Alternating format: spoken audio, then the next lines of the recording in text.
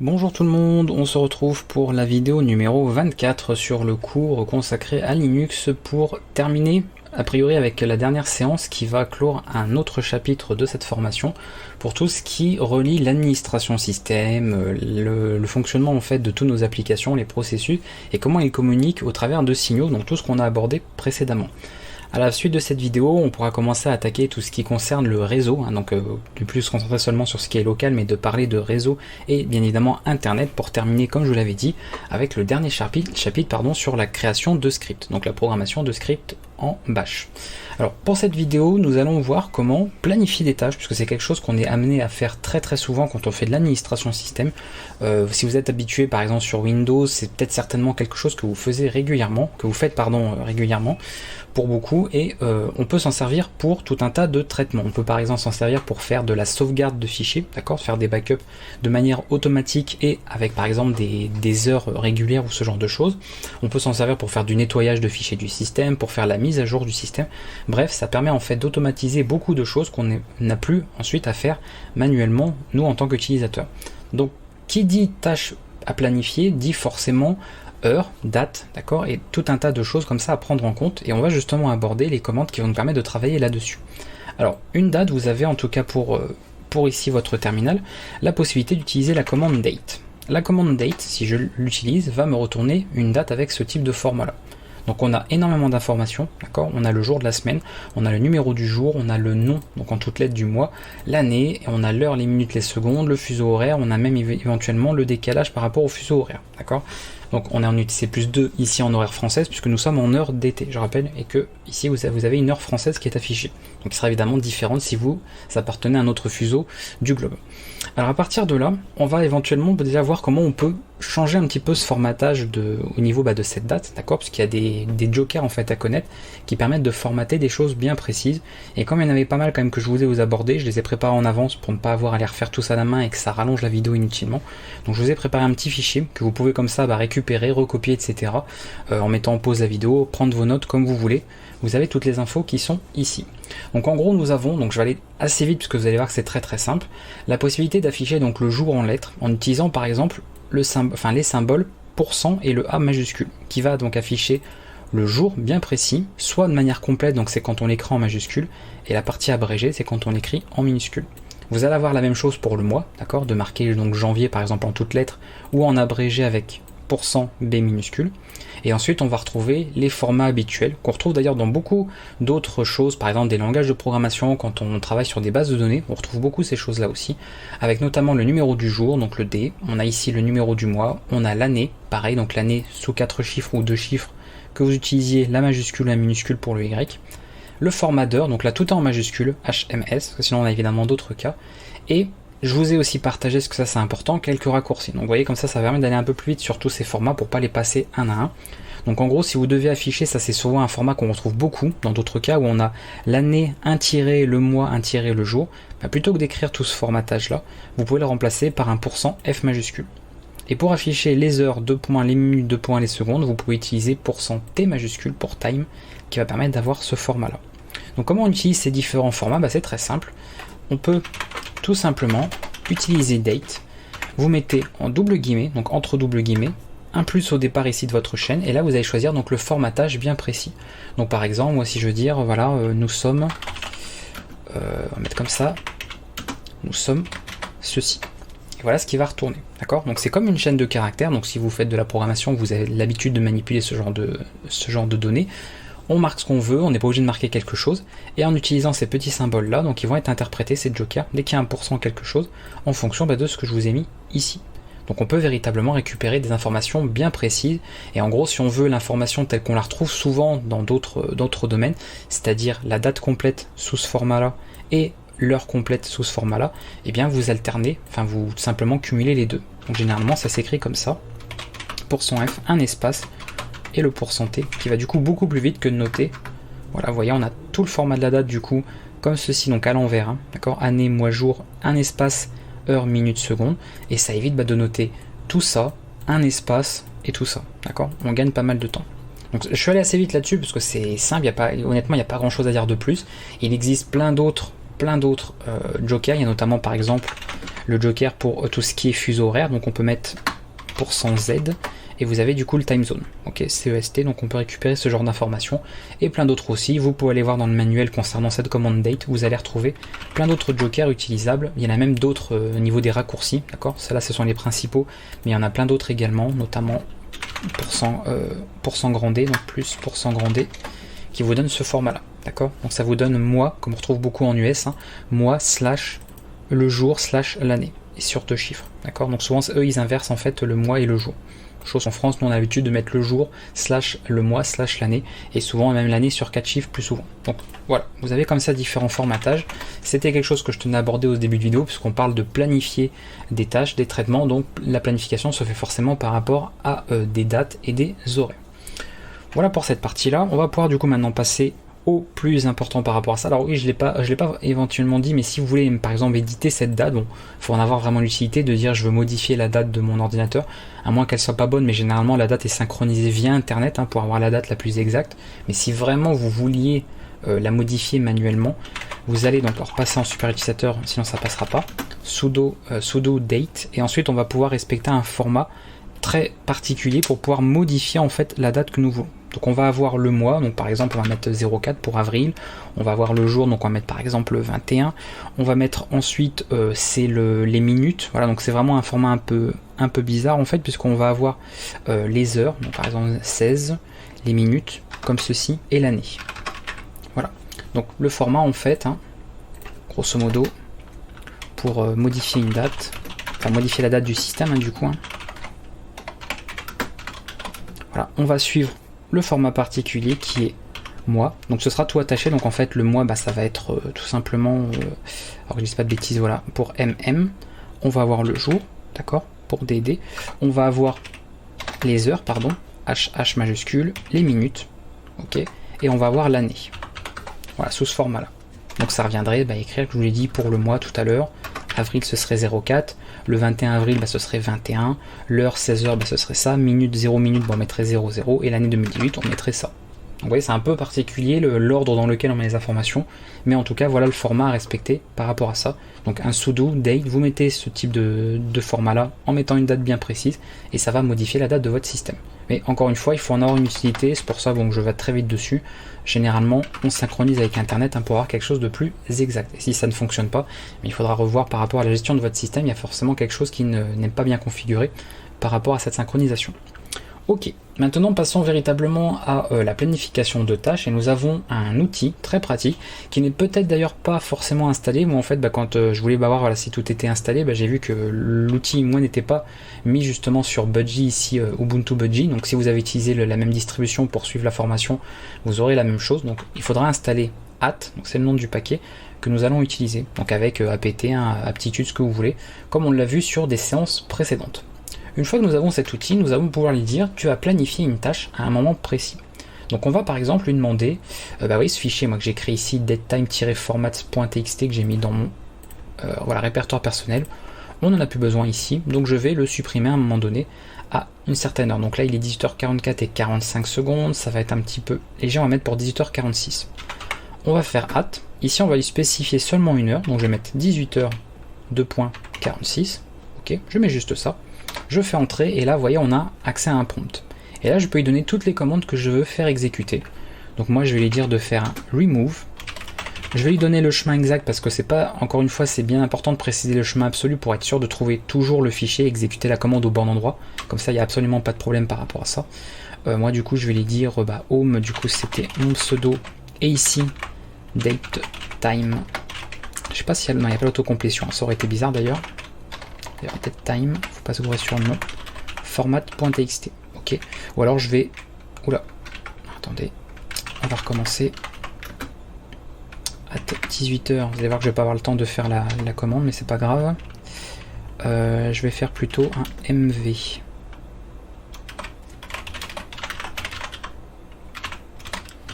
date, time, j'aurai pas le temps, c'est trop tard.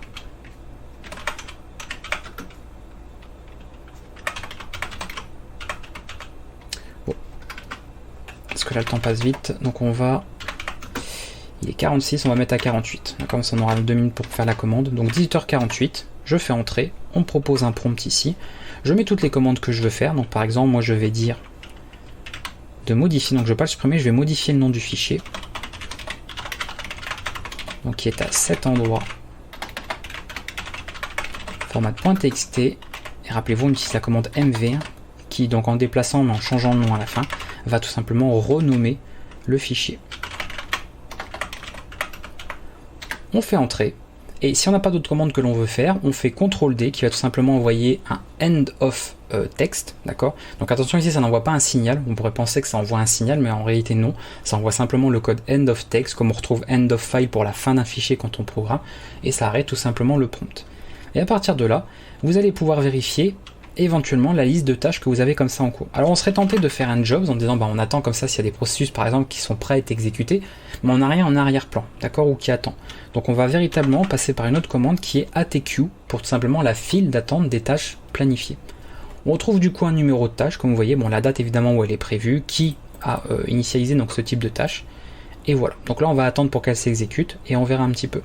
Si éventuellement vous voulez annuler une tâche qui était planifiée, vous pouvez utiliser @remove, donc c'est ATRM, le nom de la commande, et vous mettez le numéro de la tâche en question. Donc je mets 5 ici, parce que vous voyez que le numéro c'est 5. Donc ça c'est si vous voulez supprimer la tâche avant qu'elle se produise. Donc vous avez AT pour programmer une tâche, vous avez ATQ pour avoir la liste des tâches qui sont planifiées, et ATRemove, d'accord, donc ATRM pour pouvoir supprimer une tâche bien précise.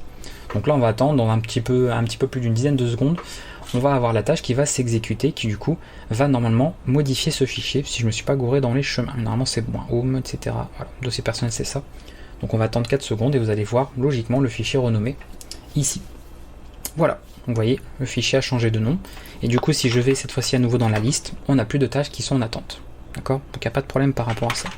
Alors on peut planifier de plein d'autres manières. C'est-à-dire que moi par défaut j'ai mis ici ce format-là en fait, heure et minute. On peut évidemment préciser pour une date précise. Donc par exemple de dire je veux que tu choisisses cette heure là mais pour une autre date, d'accord, que ce soit pas forcément pour aujourd'hui, donc de pouvoir programmer ça autrement, d'accord, on peut sans problème le faire. Donc là on retrouve la fameuse date US en fait où on met, rappelez-vous, le mois d'abord slash le jour et ensuite l'année.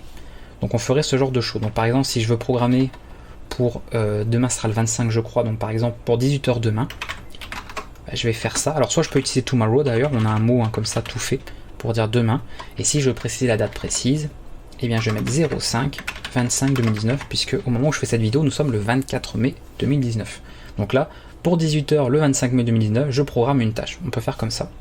On peut également mettre today, par exemple si on veut préciser précisément là on peut le préciser avec today, on peut gagner ce temps là aussi, ou mettre aussi une date spécifique, et on peut également partir de maintenant en utilisant now et en mettant un plus pour, par exemple, je sais pas moi, ça peut être plus 5, plus 10, plus n'importe quoi, par exemple simple, et on va mettre des minutes, on peut utiliser des heures, d'accord, on peut utiliser des jours, on va pouvoir utiliser aussi des peut-être pas des semaines non plus, ça va plus être des mois, non, des mois, etc.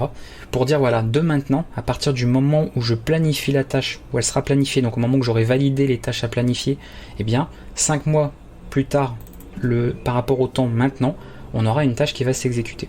Voilà, donc on a plusieurs manières, je vais assez vite aussi parce que c'est des choses très simples, pareil c'est des cas bien spécifiques pour exécuter ces types de commandes, mais vous pouvez du coup avoir ce format là, donc ça a quand même son importance, d'accord. Donc soit spécifier juste une heure, soit spécifier une heure mais une date aussi précise, soit spécifier bien évidemment une information plus complète. Donc de faire par exemple now plus 5 months, donc dans 5 mois plus tard, on fait ça, on dit tu vas créer par exemple un fichier, tu vas en créer un deuxième, et puis tu vas par exemple renommer main.ccp en app.cpp par exemple. CTRL-D, et voilà, d'accord. Donc on voit que du coup que le 24 octobre, d'accord, donc ça tombera apparemment un jeudi, 24 octobre 2019 à 18h50 puisque c'est l'heure qui a été choisie de now, donc dans 5 mois, voilà, une tâche sera planifiée, je peux la vérifier ici, d'accord, qui portera le numéro 6, donc moi je vais évidemment l'annuler, je fais @remove 6, et nous n'avons plus la tâche de planifier. Voilà, Je suis allé un petit peu vite, si jamais bon j'ai été un petit peu trop vite sur les explications, n'hésitez pas à tester un petit peu ces commandes. Il y a encore une fois toujours, ça je pourrais le répéter tout le temps, des manuels pour chaque commande. Vous faites man suivi du nom de la commande, vous trouvez toutes les infos qu'il faut s'il manque des détails. Et après si vraiment vous êtes bloqué sur quelque chose, vous pouvez m'en parler dans les commentaires sous la vidéo et je viendrai bien évidemment vous dépanner si vous êtes bloqué sur quelque chose en particulier. Mais généralement vous voyez c'est assez simple, une fois que vous avez bien compris comment marchent les différents formats de date, tout ce qu'on a vu là, la manière dont ça s'écrit, etc. Et bien vous allez du coup pouvoir les manipuler facilement. En plus je vous ai mis tout le détail, là je vous ai mis les numéros, etc. en quoi ça correspond. Bon là franchement vous avez limite tout le travail qui est déjà fait à votre place. Donc normalement ça devrait vous faire gagner pas mal de temps. Voilà pour la planification comme ça d'une tâche bien précise qui va s'exécuter. Vous voyez qu'après elle est retirée de la liste des tâches planifiées et terminée. On passe du coup à autre chose par rapport à ça. Donc c'est à connaître, d'accord. Vous voyez qu'il y a plusieurs possibilités et ça a quand même vraiment son utilité ici. Alors on peut par exemple planifier notamment, sans parler forcément de faire des sauvegardes ou autre, par exemple l'extinction de la machine, le redémarrage, tout ça. C'est des commandes que j'ai pas forcément abordées, donc je vais en profiter, faire une petite parenthèse pour en parler là. Vous avez un outil qui est shutdown, d'accord. Donc d'ailleurs si on a man shutdown en fait, donc une commande shutdown, je vais évidemment pas l'exécuter, vous comprenez pourquoi, qui est un outil qui va être utilisé par pas mal d'autres commandes. C'est-à-dire que si je fais un shutdown-grand H, donc H majuscule, je vais mettre en veille, ça correspond au alt. Et pour ça, vous avez aussi une commande qui s'appelle tout simplement alt. D'accord. Donc si vous utilisez alt, en fait, ça reviendra à faire un shutdown-H majuscule. Si vous avez un grand P, ça revient à utiliser le power off. Donc là, c'est l'extinction de la machine. Et si vous mettez un R minuscule, attention minuscule ici, ça revient à la commande reboot.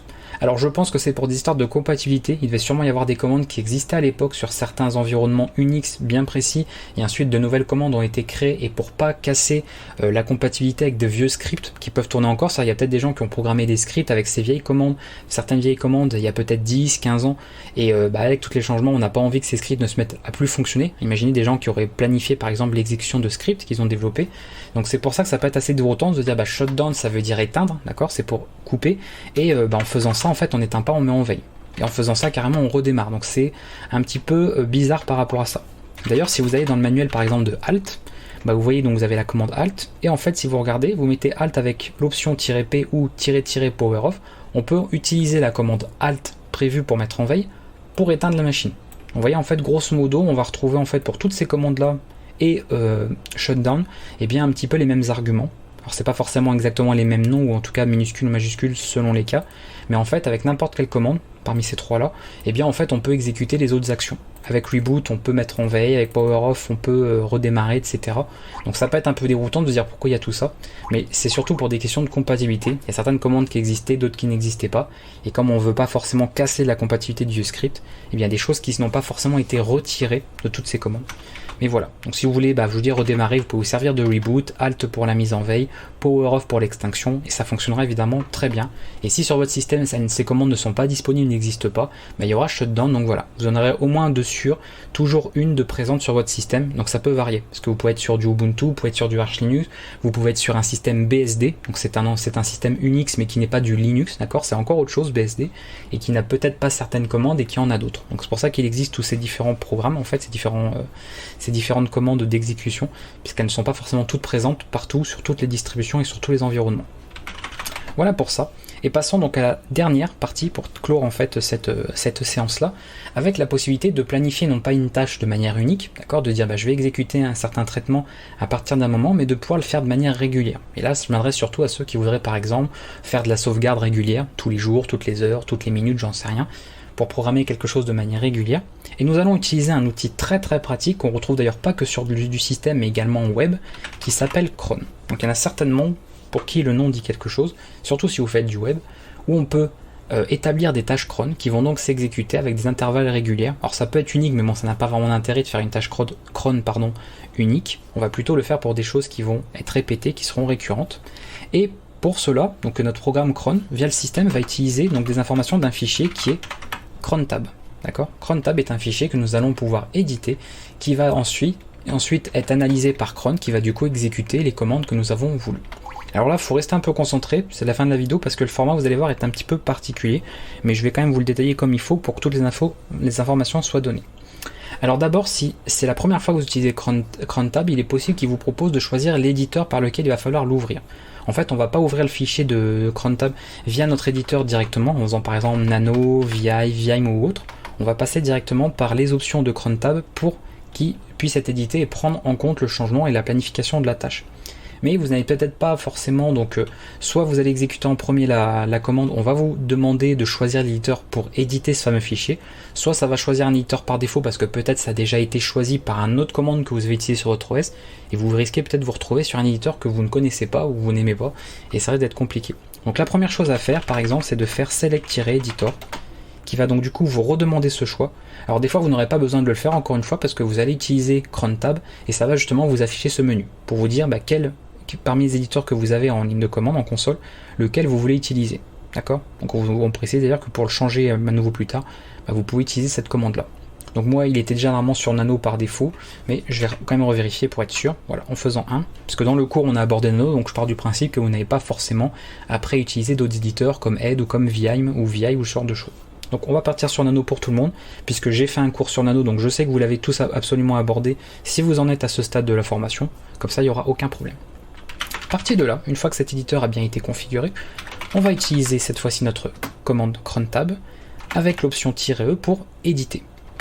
Là vous voyez que ça s'ouvre bien avec Nano, donc ça c'est une bonne nouvelle. On voit, vous voyez qu'il y a un fichier dans le répertoire des fichiers temporaires qui s'est créé, d'accord, qui va être disponible là, qui existera du coup le temps de faire que cette tâche soit éventuellement terminée si un jour elle l'est, on verra, sinon elle ne le sera pas. Donc on ne se soucie pas, vous voyez, du fichier qui est créé, du nom, etc. C'est pour ça qu'on passe par crontab. C'est lui qui gère comme ça le nommage, l'emplacement du fichier et à quel endroit sera éventuellement exécuté, voilà, les commandes en passant par cron. Donc nous on ne va pas s'occuper tellement de ça. On descend sur ce fichier qui a beaucoup de commentaires et nous allons pouvoir décommenter cette ligne ou même la laisser commenter pour montrer un petit peu le format qu'il y a. Ici vous avez un petit M minuscule, alors je sais pas si vous voyez bien parce que ça, on va remettre comme ça, parce que ça en vert, je pense que si vous regardez la vidéo ça va pas être génial, parce que déjà pour moi là c'est pas très lisible comme ça, du vert un peu foncé sur un fond foncé c'est pas génial non plus, mais en gros le M là sur lequel j'ai positionné mon curseur, que vous voyez ici, correspond à la minute, d'accord, donc le numéro en fait de la minute que vous allez vouloir pour la tâche en question. H correspond à l'heure, je pense que c'est pas une surprise pour personne. Vous avez le day of month, d'accord, donc ça va correspondre en fait au jour du mois, ok. Nous avons MON, month, tout simplement. Et ensuite nous avons day of week, donc ça en fait c'est le jour en particulier. Est-ce qu'on veut par exemple exécuter un lundi? Parce que vous comprenez bien que dire exécuter une tâche tous les lundis, c'est pas la même chose que dire exécuter une tâche tous les 8 du mois. Donc attention entre les deux. Day of month c'est le numéro du jour dans un mois, donc du 1er au 31e, si on prend les mois les plus longs, et ça c'est le numéro, enfin c'est le nom en fait, donc en fait un numéro qui va identifier un jour de la semaine. Et comme en informatique on a beaucoup de choses qui commencent par 0, si vous faites de la programmation vous êtes bien au courant de ça, et bien au niveau des mois de la semaine c'est pareil, le premier mois de la semaine ne sera pas sous un identifiant 1 mais sous l'identifiant 0. Et on rajoute une couche aussi à connaître, c'est que contrairement en France où la semaine commence un lundi, ici la semaine commence par dimanche. Donc si vous voulez lancer une tâche tous les dimanches, il faudra mettre ici, d'accord, à la place de DOW, il faudra mettre un 0, parce que c'est le premier jour de la semaine ici au niveau informatique. Et du coup le dernier jour de la semaine, le samedi, eh bien vous mettez un 6, ça va de 0 à 6 et non pas de 1 à 7. Et ensuite on a la commande qui est à exécuter. Donc voilà en gros le format très simple qui est à faire par rapport à ça. Alors prenons une tâche par exemple qu'on voudrait exécuter tous les jours à 16h par exemple. Par exemple, j'ai pas moi un fichier qui se créerait tous les jours ou n'importe quoi, ou faire même la mise à jour de mon système, par exemple, on pourrait faire ce genre de choses, et bien on peut sans problème lui dire, alors, minute, ça évidemment il n'y a pas grand chose, donc moi c'est 0, donc à la rigueur je peux mettre même une étoile, on va pouvoir utiliser ce symbole là pour dire n'importe quelle minute, toutes les minutes, les heures, j'ai dit 18 heures, donc on va mettre 18, ok, day of month, comme c'est n'importe quel jour du mois, d'accord, et je mets une étoile aussi, le mois c'est n'importe lequel aussi, et l'autre aussi. Voilà. Donc ça c'est vraiment pour 18 heures, ou alors vous mettez, parce que d'ailleurs je dis des bêtises, non pour 18 heures il faut mettre ça, sinon on va avoir n'importe quelle minute, donc ça va se faire à 18h, 18h1, 18h2, etc. Ça va pas être génial. Donc on met ce genre d'information, ou 18.0, peu importe, mais moi je vais mettre 00, et ensuite la commande à faire. D'accord, donc ça peut être n'importe quoi. Alors le mieux, même pour les commandes système, c'est de passer encore une fois par le chemin absolu, parce que cron va exécuter vos commandes, mais on ne sait pas forcément où est-ce et d'où il va les exécuter. Donc si vous avez des commandes bien particulières, pour être sûr qu'elles sont bien retrouvées, le mieux c'est de passer par l'endroit absolu où se trouve la commande. Donc si vous n'êtes pas sûr, par exemple vous voulez utiliser apt-get, alors vous pouvez passer par terminal pour aller plus vite, vous allez dans, alors c'est souvent dans bin ou autre, où est-ce qu'il va le mettre bin? On va retrouver ici, donc là il l'a pas là, on va aller dans user. Ça va prendre un peu de temps parce qu'il y a plein de, comme vous voyez, plein de fichiers à charger, et normalement je pense qu'on va là. Vous voyez apt-get que j'utilise par exemple pour mettre à jour mon système, installer un truc, il est disponible ici. Donc vous pouvez préciser ce chemin, de dire tout simplement /user/bin, et du coup apt-get, et puis par exemple update, et puis ensuite on peut refaire pareil, bin, donc ça c'est que de la révision, hein, tous ces commandes on les a déjà vus, upgrade. Donc ça, tous les jours à 18 h, on va mettre à jour la liste des dépôts et mettre à jour les logiciels de notre système en faisant ça. Donc vous voyez, en donnant bien le chemin absolu vers tous les programmes, parce que n'oubliez pas que toutes les commandes que vous utilisez, ls, echo, même la cron tab, ce sont en fait des binaires qui tournent derrière. Donc généralement ils sont là, user bin, sinon dans bin, s'ils sont partagés. Voilà, vous avez pas mal de choses comme ça disponibles. Donc normalement on peut retrouver, je sais pas, par exemple ls, il doit être ici, hein, logiquement. Grep, voilà tout ça. Il est où ls après les JKL, LS, encore après. Liste.